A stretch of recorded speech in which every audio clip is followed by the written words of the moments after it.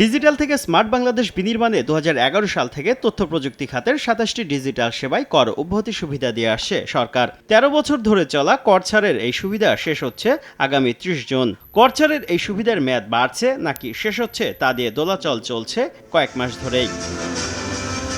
সোমবার বেসিসের অনুষ্ঠানে বিষয়টি তুলে ধরে ডাক, টেলিযোগাযোগ ও তথ্য প্রযুক্তি প্রতিমন্ত্রী বলেন, কর অব্যাহতি তুলে নিলে সংকটে পড়বে প্রযুক্তি খাত। বিষয়টি নিয়ে প্রধানমন্ত্রীর কাছে যাওয়ার ঘোষণা দেন প্রতিমন্ত্রী। আমরা মাননীয় প্রধানমন্ত্রীর কাছে বিনয়ের সাথে অনুরোধ করব 31 সাল পর্যন্ত এই ট্যাক্স এক্সাম্পশনটা আমরা কন্টিনিউ করতে পারি।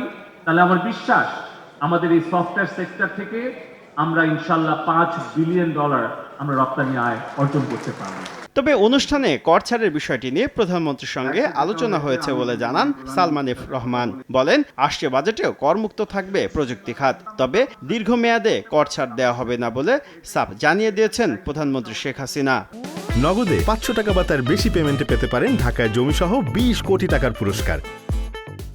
ট্যাক্সে যেটা হয়েছে, আমি কিন্তু মাননীয় প্রধানমন্ত্রীর সাথে কথা বলেছিলাম, যেহেতু উনি আমাকে কথাটা বলেছেন হ্যাঁ আমরা আস্তে আস্তে কমাবো। আই থিঙ্ক একটা প্ল্যান দেওয়া হবে এই বাজেটে, অন্তত এই প্ল্যানটা জানিয়ে দেওয়া হবে যে আমরা ট্যাক্স এখন ধার্য করছি না, কিন্তু করব আগামী 2 বছর পরে বা 4 বছর পরে, so that you know what is going on. অনুষ্ঠানে আগামী 1 বছরের মধ্যে বাণিজ্য মন্ত্রণালয়ের সব সেবা অনলাইনে দেওয়া হবে বলে জানান বাণিজ্য প্রতিমন্ত্রী।